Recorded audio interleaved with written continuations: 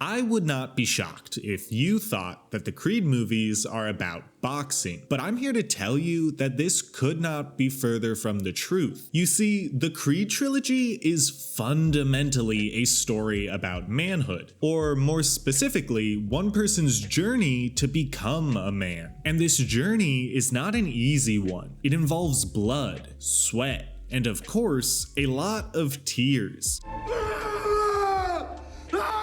So let's look at the journey of Adonis Creed and what it means, at least for him, to be a man. Now, Adonis starts off as a fighter from the very beginning. Whether it's brawling with the other kids in juvie or participating in amateur fights south of the border, Donnie knows how to take a punch. The problem is, he doesn't know why he's throwing punches back. He's angry, aimless, and wasting his potential, but he doesn't know what else to do with himself. His mother is one of my favorite maternal figures ever put to screen, but she functions as a support system, providing unconditional love no matter how much Adonis falters. She accepts him for who he is, but struggles to set an example of who he should become. The death of his father, Apollo Creed, leaves Donnie with no male role model to emulate. The legacy of his father looms over him constantly and makes it impossible for Adonis to conceptualize who Apollo actually was as a man. But that's where Rocky Balboa comes into the picture. Director Ryan Coogler has stated multiple times that he approached Creed first and foremost as a father-son narrative, and you see this quite clearly throughout the whole film. From the moment Rocky and Adonis meet, you can feel that Donnie is looking for more than just a trainer. Take this moment for example. How good was he?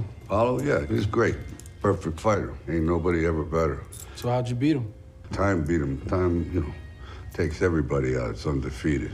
Aside from his mother, Rocky is the first person Donnie has talked to that really knew Apollo. These seemingly casual questions are Adonis's attempt to discover who his father really was. Furthermore, his word choice shows just how desperate for a familial bond he is. The second time he encounters Rocky, he takes to calling him Unc. You call me Unc? Now, sure, this could be potentially written off as just colloquial language on Donnie's part, but knowing his past and where the movie eventually goes, it very much feels like an intentional tactic to insert himself into Rocky's inner circle. That's your uncle? He's white. Yeah, a long time. And despite initially refusing to train Adonis, Rocky quickly warms up to him because as much as he doesn't want to admit it, he's lonely. From the very beginning of the franchise, Rocky is at his best when he's surrounded by other people, whether it's walking a young girl home or going the distance to prove he's worthy of Adrian's love. It's the people in his inner circle that give him something to fight for. But without anyone surrounding him, he is without purpose. Since the passing of his wife Adrian and estrangement with his son Robert, Rocky is a man without a mission, a trainer with no one to train. And what is it you do here, Yuri, as a trainer? I train? But when out of nowhere the son of Apollo Creed shows up, purpose finds its way back into his life whether he likes it or not. But it's important to Rocky that Adonis knows that he has to earn this himself and can't get by on legacy alone, which leads us into this scene. Your father was special. Tell you the truth, I don't know if he's special. Only you're gonna know that when the time is right. And you're gonna see if you got the right thing. But you gotta work hard. I swear to God, if you're not gonna do it, I'm out. Now, there's a lot to unpack here in just a short exchange of dialogue. You could easily brush this off as Rocky not caring about legacy, but I think it's a lot deeper than that. What he really is telling Adonis is that other people's approval doesn't matter. Even if Rocky had seen what Donnie is capable of in the ring, he doesn't get to decide if someone else is special. Each individual person must decide that on their own. They must be willing to dig deep, push past their limits, and go through an unconventional training montage in order to unlock that which is special within them. When Donnie responds, Like every punch I ever thrown has been on my own. Nobody showed me how to do this. I'm ready. It exemplifies the core issue with Adonis as a character. He's got all this innate talent and untapped potential, but has been waiting for someone to help him hone those skills and mold him into the best version of himself. As the two prepare for their fight against Leo the Lion Spirino, we see just how quickly they begin to bond. They both revitalize one another with newfound purpose, and that profound effect almost immediately transforms their relationship from professional to familial. A big part of this is because Rocky has a special way of getting through to people. Other trainers that we see throughout the series are highly proficient in the craft of boxing, but what makes Rocky stand out is his specific approach to a given fighter. The first breakthrough he has with Donnie is when he tells him, You can't learn anything you're talking. That's a fact of life. You know what I mean? As long as you're talking, you're not listening. Rocky and everyone else who meets Adonis can tell that he has a chip on his shoulder. The need to prove his worth prevents him from actually acknowledging where he falls short. He thinks being anything less than perfect means that he's a failure, but Rocky is there to teach him that having weaknesses does not make you a weak person. And that's why he tells Donnie this. You see this guy here staring back at you? That's your toughest opponent. Every time you get into the ring, that's who you're going against. In that moment, we reveal what this movie is fundamentally about. It's not about boxing, or even Donnie's relationship with his father. This is a movie about a man discovering himself and deciding who he wants to become. If Adonis goes into these fights trying to prove something to others, he doesn't stand a chance. It has to be about proving to himself that he can go the distance if he wants to have any hope of succeeding. And succeed he does. He wins the first fight against Leo and manages to go all 12 rounds against pretty Ricky Conlon, but those aren't actually his most impressive accomplishments. In reality, there are two other victories that truly mean so much more. First, Donnie is able to make peace with his legacy as a Creed. I just tell him that I love him. I know he ain't leaving me on purpose. Rather than deny the name, he takes it on for the final fight. But this also doesn't mean that he's casting aside his biological mother. A key detail when Donnie receives Apollo's shorts from Marianne is that the name Johnson is also embroidered on the waist alongside Creed. This movie is about Donnie coming to grips with his identity, and both names are equally important. Yes, he is the son of a world-famous boxer, but he is also a boy who grew up without a father and endured ample tragedy. Only in recognizing the two truths simultaneously can he be the man he was destined to become. Now, the second victory is the battle he is helping Rocky fight. In the back half of the film, Rocky receives a cancer diagnosis and is initially uninterested in receiving treatment. Everything I got is moved on. And I'm here because I said to myself, if I break, whatever, I ain't gonna fix it. Why bother? Given his fear of abandonment, Donnie interprets this decision as Rocky giving up on him. And I'm just some bum that's living in your crib, just nothing. But after a bit of soul searching, he realizes he can't let Rocky go down without a fight. I ain't training if you don't get the treatment. So if I fight, you fight. The two have become so close at this point that Adonis knows the best way to motivate Rocky is by intertwining their fates. Sure, Rocky won't get cancer treatment for himself, but by framing it as for the benefit of Donnie, Rocky is given the drive he needs to get better. And this is why the film doesn't end in the boxing ring, but rather with a frail and recovering Rocky being helped up the steps by Adonis. The two were lost without each other, but together, they are able to conquer the greatest challenge of all. Now, if Creed 1 is all about proving your own worth, I gotta prove it. Prove what? I'm not a mistake. Creed 2 is focused on the impostor syndrome that follows. I'm the champ, right? Then why don't I feel like it?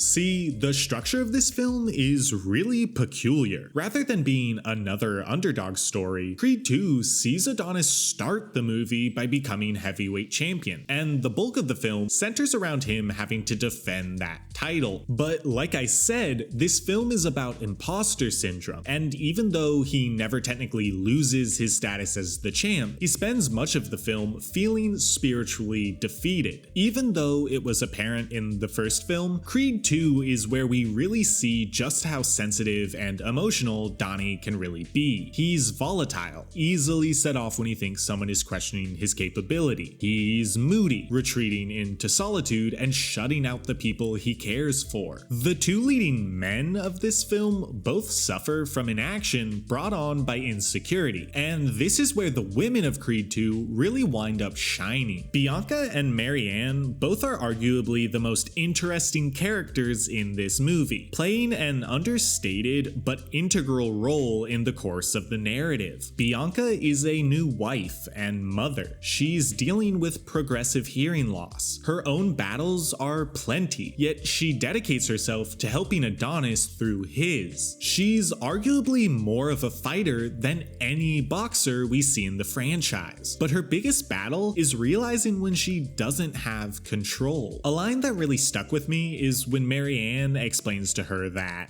but also you've got to realize he's in a place right now that only he can get himself out of. He's a grown man. He's got to heal from the inside out. Trust me, I know. It's not meant to excuse Donnie's behavior, quite the contrary in fact, but it conveys wisdom that only someone who has seen this all before could possess. No mother wants to see her son beat down in front of thousands of people, least of all someone who lost a husband in the exact same way. But Marianne knows she doesn't have control over the actions of her son. This is where we see just how powerful of a character Marianne Creed is. In the absence of control, she confronts Adonis with his own agency. You're a grown man.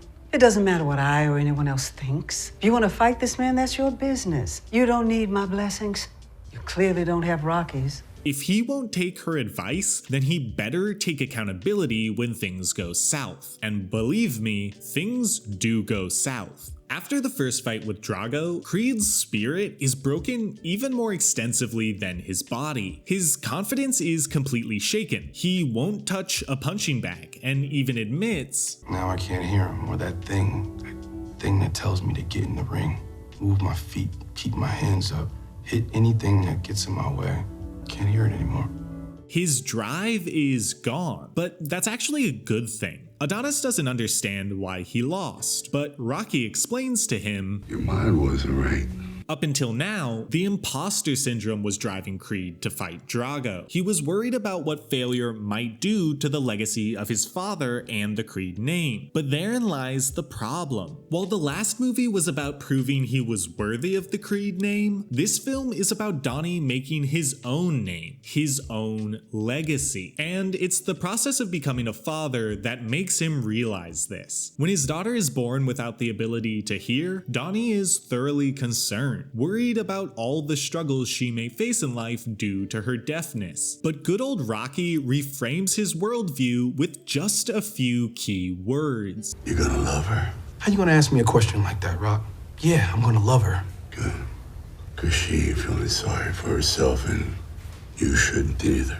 Adonis has been moping about for so long because he thinks his value is conditional on winning or losing. We see this as early as the first few minutes when he implies that he wouldn't have proposed to Bianca if he hadn't won the first fight. But in realizing the inherent strength of his newborn daughter, it becomes apparent that a Creed has the need to fight built into their DNA. Win or lose, it's the process of fighting that makes a Creed a Creed. This is also why he only starts to feel comfortable looking after Amara upon hitting the punching bag for the first time in months. Whether he defeats Drago or not, he needs to exemplify to his daughter that you can't run from who you are. You have to face it head on. In order to become who he is meant to be, he can't do it alone. He has to do it for himself and his family. family. It's like the lyrics of Bianca's song Explain. I don't know if I can do it if it wasn't who I do it for. Against the world, but I'm with you. I will go to war. In an effort to be a good man, he has to sift through the complex nature of what masculinity is, and ultimately sort through which aspects are toxic and which are positive. The moment he breaks down in the gym in front of Amara represents a major breakthrough. Along with the tears, he is shedding his pride, ego, and need for approval. He is reconstructing himself from the ground up in order to be a father Amara can be proud of. And becoming a better dad is something of a common occurrence in this movie. Drago realizes that his son's life is far more important than the approval of those who cast him out, leading him to throw in the towel and reassuring Victor that there are more important things than winning. Even Rocky finally reunites with his son Robert, which ultimately allows him to not only be a father again, but a grandfather as well. He realizes that he doesn't need to serve some greater purpose to his family. Just being there is purpose enough on its own. Ultimately, the film ends with Adonis visiting his father's grave for the first time, where he tells him that I did it,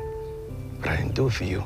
But because of them, I did it because it was my fight.